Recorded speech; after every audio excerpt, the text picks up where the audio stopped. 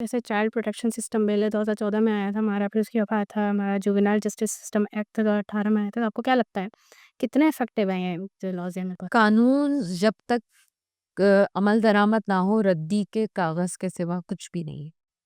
اگر ان قوانین پہ عمل ہوتا تو زینب کا واقعہ نہ ہوتا. اگر ان قوانین پہ عمل ہوتا تو آج جو پاکستان میں تواتر کے ساتھ بڑی بڑی فیملیز میں اچھے کھاتے پیتے لوگوں نے، ابھی جو ریسنٹ میں جس واقعے کا ذکر کر رہی ہوں، باقاعدہ وہ ہاکی سے مار مار کے اس چھوٹی سی بچی کی ہڈیاں ٹوٹی ہوئی ملی ہیں. آپ اس تصور کریں، حیوانیت کی انتہا. مجھے یہ بتائیں کہ کیا یہ سب کچھ ہوتا؟ یقیناً قانون بنا. قانون کے بعد سزائیں کس کو ملی؟ وہ لوگ جو 24 گھنٹے کا نوکر رکھتے ہیں، جو زر خرید غلام بناتے ہیں.